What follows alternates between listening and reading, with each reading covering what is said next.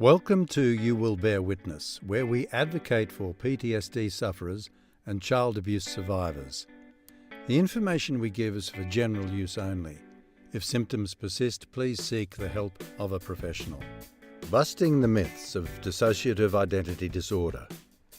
Dissociative identity disorder, previously known as multiple personality disorder, is a complex psychological condition that is caused by many factors, including severe trauma during early childhood, usually extreme, repetitive physical, sexual or emotional abuse.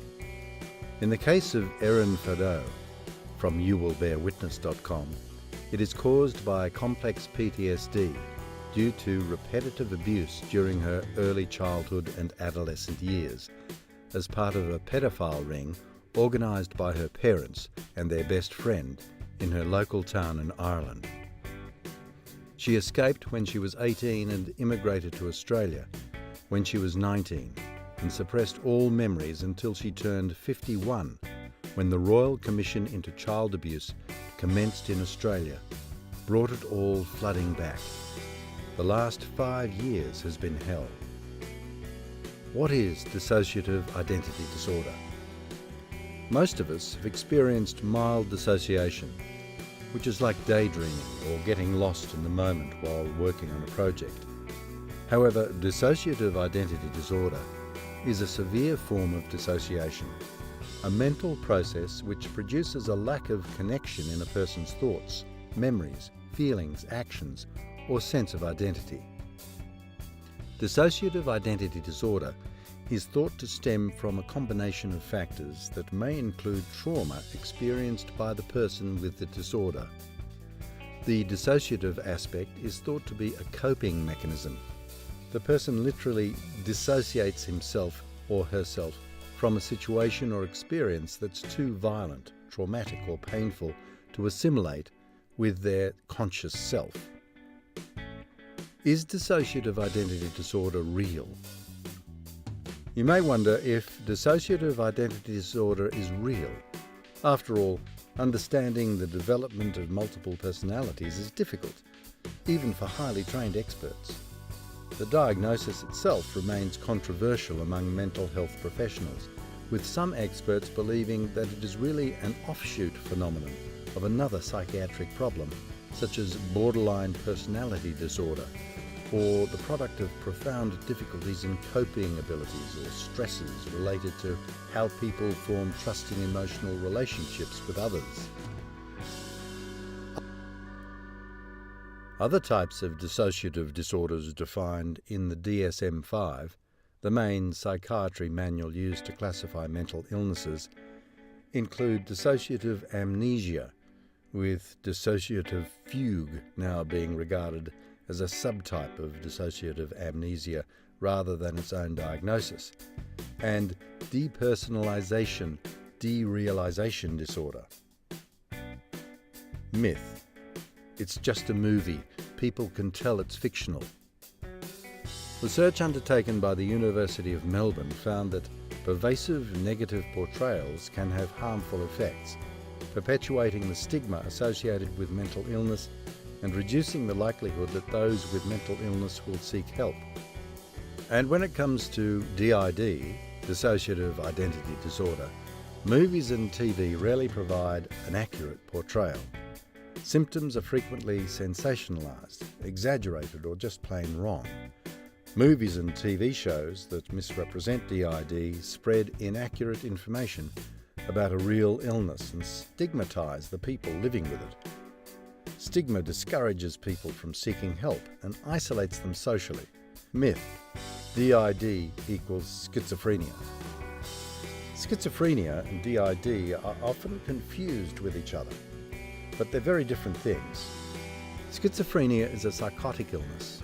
Symptoms include delusions, hallucinations, paranoia, disorganized thoughts, speech and movements, and social withdrawal. It does not involve alternate personalities or dissociation.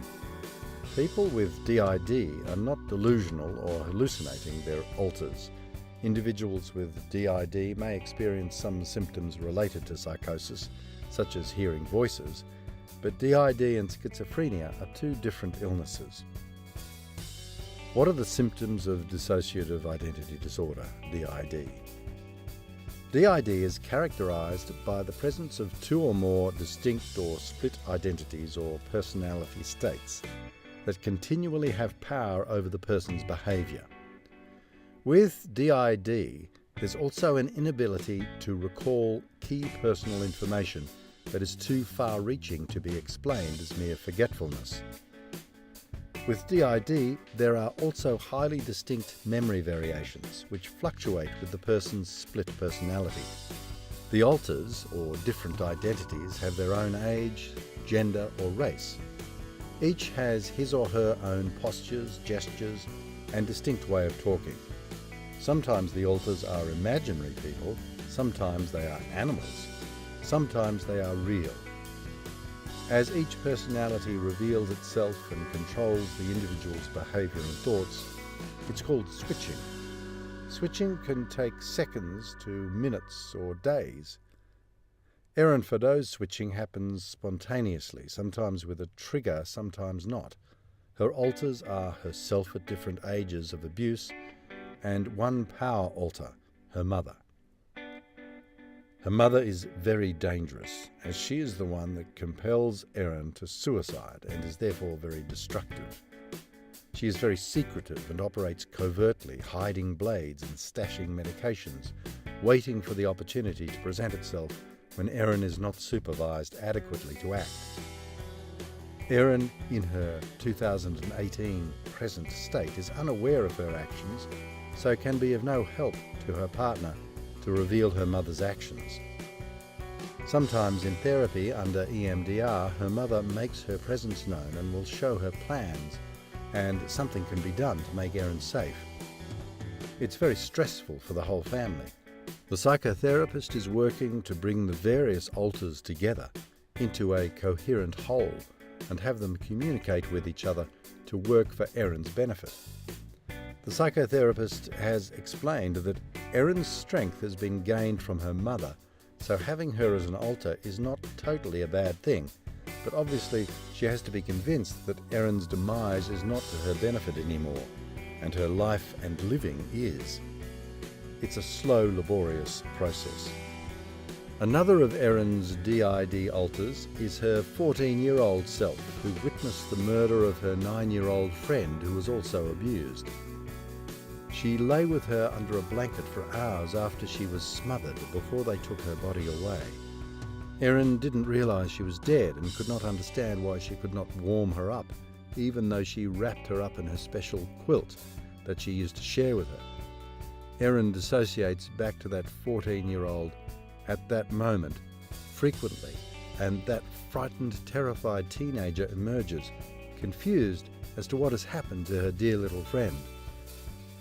Her mother came in and checked her pulse, and then a man arrived and took her body away. Erin was bereft, knowing she would never see her again, as any of the children she had seen being taken out in a white sheet never returned. It traumatized her deeply and remains unresolved to this day, with a deep-seated grief that she cannot contain, and drives her suicidality to unmanageable levels. Combine that with her mother alter, and you can see how difficult DID is for professionals, herself, and her family members to manage.